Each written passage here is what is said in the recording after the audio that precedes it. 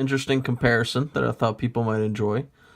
On the bottom, I've got a Victorinox Tinker. This is the one that has the small blade, the big blade, can opener, bottle opener.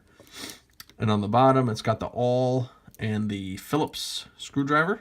Kind of a classic pocket knife.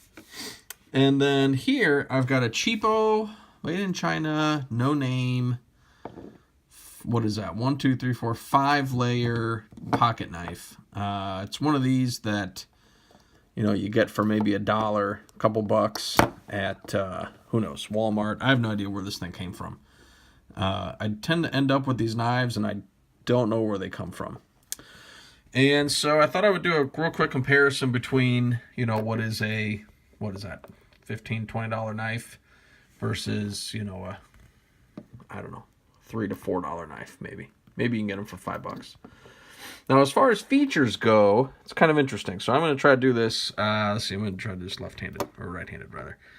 So on the, let's see, this is not the best setup here. Hang tight for just a minute.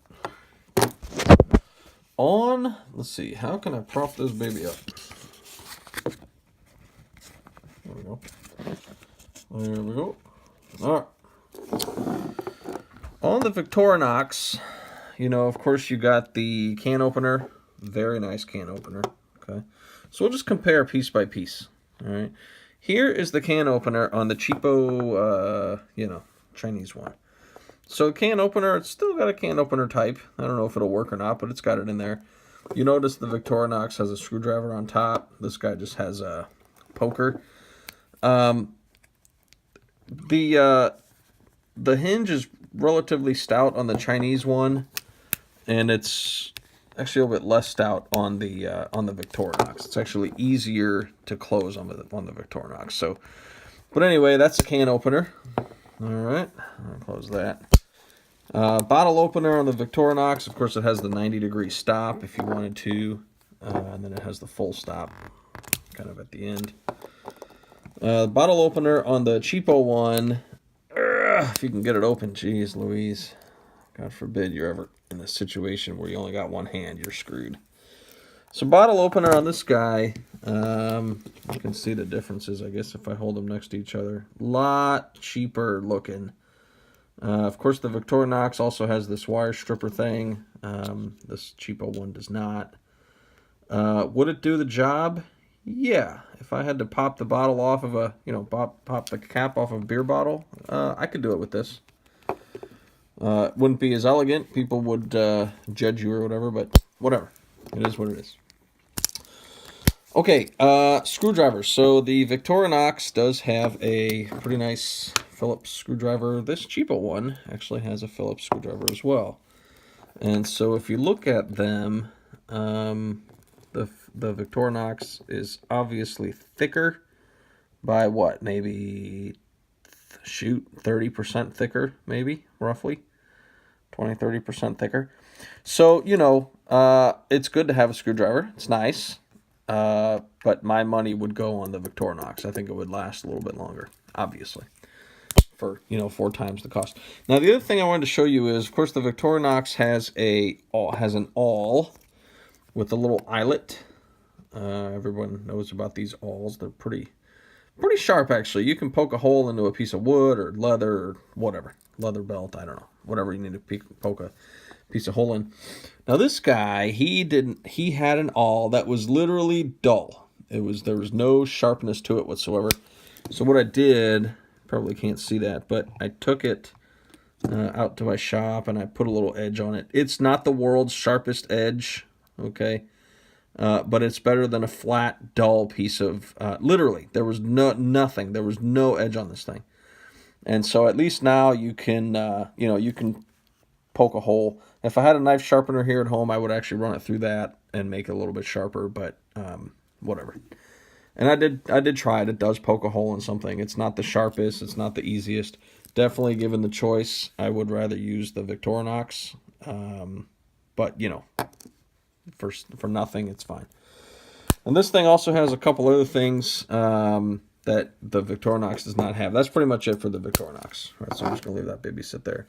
This cheapo guy, he's got, one of these completely useless fish scalers, which I guess, I don't know. You may as well just not have it. I don't really care. This is another thing where you'd be better off just not having it. It's got a, let's see if I can open it. It's got a wood saw. And surprisingly, the wood saw is actually pretty decent because they put an edge to it. There's actually a little bit of teeth on this thing. So the wood saw, half decent. Could you cut a piece of wood? Sure.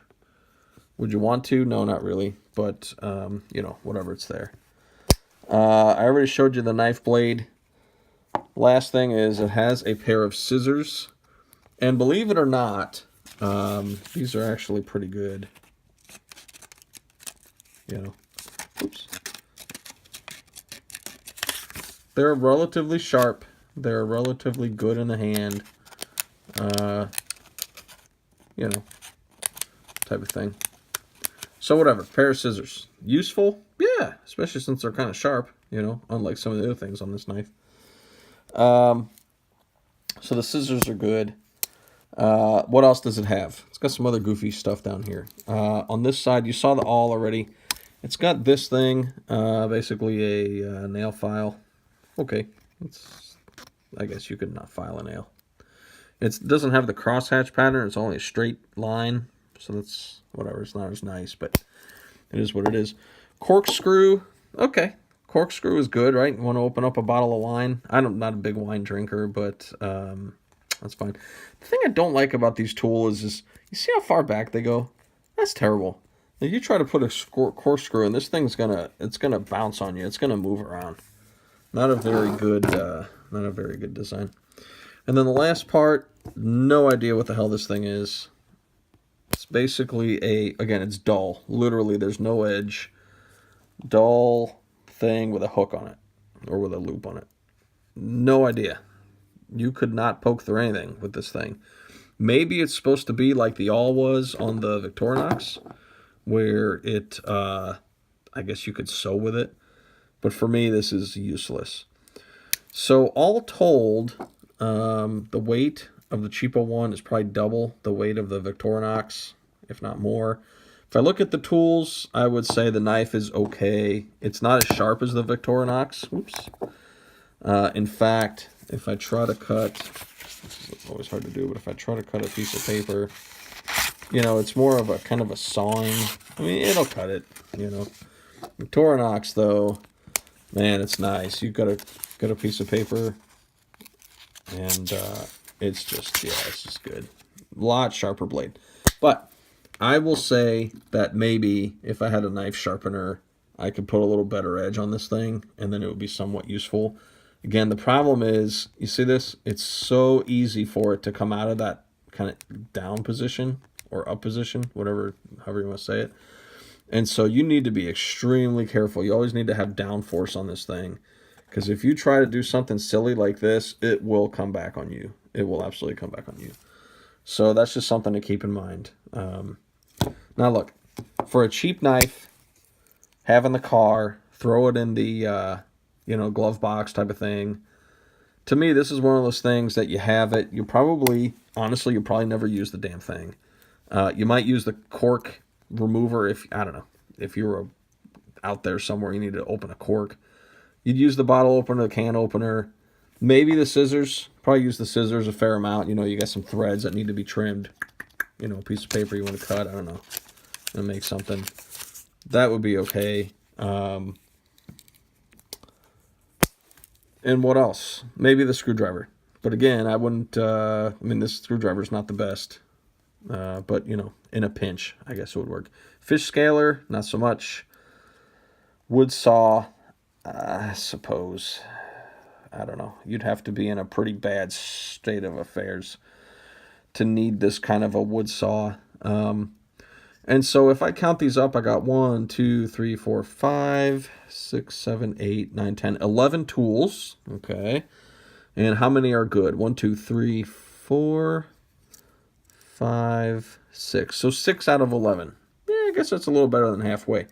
Not the worst, not the best. Given the choice, I would rather just carry the Victorinox, right?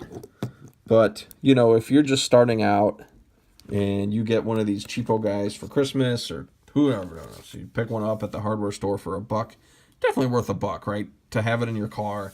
You toss it in there, you have it.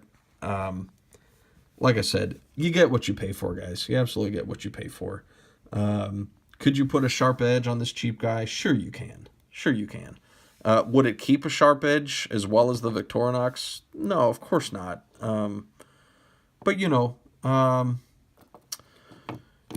if you're in a situation where maybe you have a vehicle you don't use very often, you know, you want to toss something in the glove box just so you say you have it, more of a peace of mind thing, okay. Honestly, you know, my gut feeling, honestly, is that life is a little bit too short to waste on crappy stuff. I don't know. I'm not sure what to say about this. I think it's okay for what it is. Honestly, given the choice, if I had to pay money, if I had to pay harder money for this, $5. Let's say this is 5 and this guy's, I don't know, 20.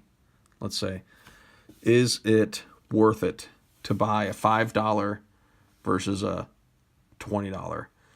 My gut feeling is that you would be better off buying the Victorinox. Save your pennies. Victorinox will last you easily 4 times longer than this guy. Victorinox will give you more pride of ownership. You will take care of it. You will know where it is because it means more to you. And because of that, I think it'll last longer. If you're in a situation where, again, to me, this is something like in a tackle box, in a toolbox, something you just don't care about. I don't know. I can't tell you to buy this thing. Even for $5, I wouldn't do it. I don't know that it's worth it. If the hinges were a little bit better and they didn't flop back on you, I mean, just compare how it's built, you know. I don't know. It's just, I suppose it would be a tough decision. I'd have to be in a situation where, you know, I don't know, I was out of town and I knew I was maybe flying on an airplane and I didn't want to worry about getting this thing lost. So yeah, for then maybe $5, you'd buy it in another town, use it, and then if TSA took it, you wouldn't be worried about it because it's a piece of junk. If TSA took this one, I'd be pretty upset, right? I mean, this is a nice quality tool. Pride of ownership is a heck of a lot higher. And so that's where I'm at in my head, you know. Now, this thing I've had for free, so I'm going to hold on to it. In fact, I'm going to toss it in my car. It'll be in there if I need it. In my car, I have a fixed blade knife. It's like a Xylus, just like a kitchen paring knife. It's got a sheath on it, you know, a plastic sheath. I have it in my glove box, along with, you know, napkins and paper towels and some straws and utensils and that, for food prep. This thing, I don't know. I guess it's okay. I would have it in the glove box or in the side pocket of my car just in case I needed it. I do think the knife with a sharper blade would be more useful. The saw, okay, I suppose if you needed to saw something, you could do it. But truthfully, just the quality is not there. This guy, I would have no problems putting this guy in a car and knowing that it would be there. It would make me feel so much better. But honestly, this thing's small enough that I like to just kind of pop it in my backpack or whatever. I'm not a real big carry guy. I don't like carrying knives that big in my pocket. Now, what I do like carrying, for the sake of going a little bit over on time, what I do like carrying is a classic SD. To me, this is a lot more comfortable in the pocket. It's not, I don't know, it's not overwhelming. But again, this is just for, you know, around the house, around the office type of thing. So yeah. Okay, I'll tell you what, I've been blabbering for 15 minutes, so I'm going to stop talking. And let me know what you think. Is this cheapo $5, you know, made in China piece of crap? Is this worth it? Or should you save up your pennies and get, you know, something a little bit nicer for, you know, 3 to 4 times the cost? All right, thanks.